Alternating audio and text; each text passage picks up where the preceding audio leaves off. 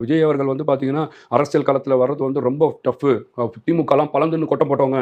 அதிமுக அதுக்கு மேல 6 வாட்டி ஆட்சியில இருந்தவங்க.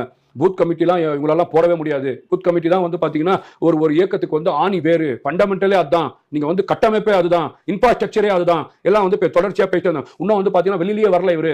இன்னைக்கு வந்து இன்னும் 8 மாச காலம் தான் இருக்கு, 6 மாச காலம் தான் இருக்குன்னு பேசினார். அவர் வந்து பார்த்தீங்கன்னா, அவரான அரசியல் களத்துல பண்ணிட்டு தான் இருக்கிறார். இன்னைக்கு வந்து பார்த்தீங்கன்னா, யார் யாரெல்லாம் சொன்னார்களோ, இன்னைக்கு தமிழக வெற்றி கழகம் கண்டிப்பாக 2026 பொதுத் தேர்தல்ல வெறும் பெரிய கட்டமைப்போட அந்த இன்ஃப்ராஸ்ட்ரக்சரோட எங்கள்கிட்ட வந்து வலு இருக்கு என்பதை இன்னைக்கு வந்து பார்த்தீங்கன்னா கோயம்புத்தூர்ல நிர்ணயிச்சிருக்காங்க.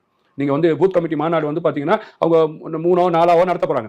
இது முழுக்க முழுக்க பாத்தீங்கன்னா இந்த அரசியல் களத்துல தமிழக வெற்றி கழகம் இந்த மாதிரி ஏன்னு கேட்டீங்கன்னா நாளைக்கு எலெக்ஷன் டைம்ல வந்து ஓட் போலிங் இடத்துல வந்து இப்ப இருக்கக்கூடிய அந்த வீரர்களுக்கு அவங்க ஒரு ஆர்மி ஒரு ராணுவம் அந்த ராணுவத்துக்கு வந்து மிகப்பெரிய பங்களிப்பு இருக்கு. அந்த பூத் கமிட்டியில் உட்காரக்கூடியவர்கள் அவர்களுக்கு வந்து பாத்தீங்கன்னா இன்னைக்கு மாநாடு நடத்தி அதுல யார் கலந்துக்க போறாங்கன்னு விஜய் அவர்கள் பேச போறாங்க.